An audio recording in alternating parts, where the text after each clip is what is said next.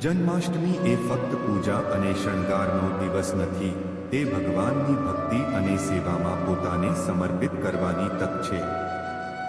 આ દિવસે શક્ય તેટલા સારા કાર્યો કરો, જૂઠાણા અને કપટથી દૂર રહો અને જરૂરિયાતમંદોને મદદ કરો. આ જ સાચી સેવા અને ભક્તિ છે. તો ચાલો જાણીએ આ દિવસે શું દાન કરવું જોઈએ. શ્રી કૃષ્ણ જન્માષ્ટમી એક તહેવાર જ નથી, પરંતુ ભગવાન કૃષ્ણની લીલાઓની યાદ અપાવતો ખાસ દિવસ છે.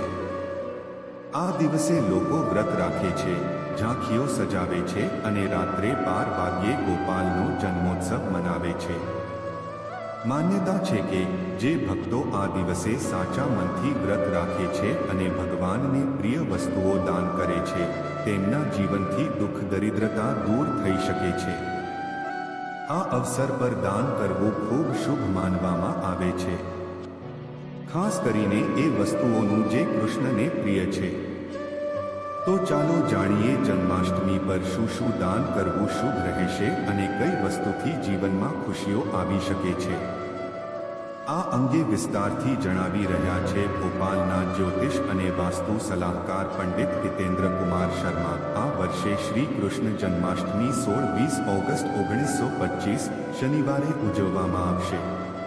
પંચાંગ મુજબ અષ્ટમી તિથિ 15 ઓગસ્ટ 2025 ના રોજ રાત્રે 11:49 વાગ્યાથી શરૂ થશે અને 16 ઓગસ્ટ 2025 ના રોજ રાત્રે 9:34 વાગ્યા સુધી ચાલશે.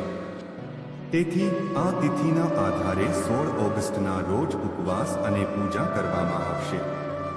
જન્માષ્ટમી પર દાન કેમ ખાસ છે? ધાર્મિક માન્યતાઓ અનુસાર જે કોઈ જન્માષ્ટમીના દિવસે સાચા મનથી દાન કરે છે, તેના જીવનમાં ખરાબ સમયનો પ્રભાવ ઓછો થાય છે. આ દિવસે દાન સીધું પુણ્ય ગણાય છે.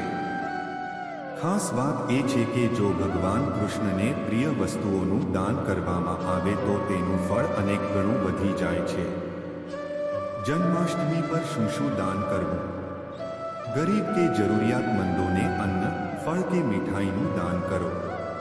આનાથી ઘરમાં સમૃદ્ધિ રહે છે અને ક્યારે અન્નની અછત રહેતી નથી.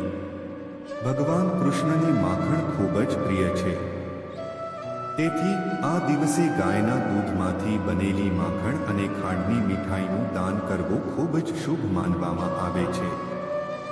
શ્રી કૃષ્ણના મુગટનું ગૌરવ મોરનું પીંછું છે. તેને મંદિરમાં કે બ્રાહ્મણને દાન કરો. આનાથી નકારાત્મક ઉર્જા દૂર થાય છે. કપડાં અને ચરણ પાદુકા. બાળકોને નવા કપડાં અથવા ચરણ પાદુકા, ચપ્પલ જોતાનું દાન કરવું એ પવિત્ર માનવામાં આવે છે. બાળ ગોપાલની મૂર્તિના રૂપમાં બાળકને કંઈક ભેટમાં આપવું એ ખાસ કરીને શુભ માનવામાં આવે છે.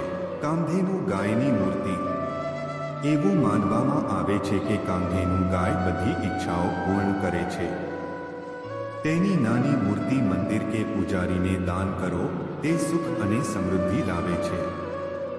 મુરલી કે વાંસળીનું દાન. વાંસળી એ ભગવાન કૃષ્ણની ઓળખ છે.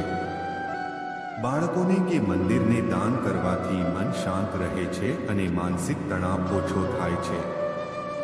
ભગવાન કૃષ્ણના મંત્રો. કૃષ્ણની પૂજા કરતી વખતે નીચેના મંત્રોનો જાપ અવશ્ય કરો. કૃષ્ણાય વાસુદેવાય હરે પરમાત્મને પ્રણત ક્લેશનાશાય ગોવિંદાય નમો નમઃ. આ મંત્રનો જાપ કરવાથી જીવનની મુશ્કેલીઓ ધીમે ધીમે દૂર થાય છે.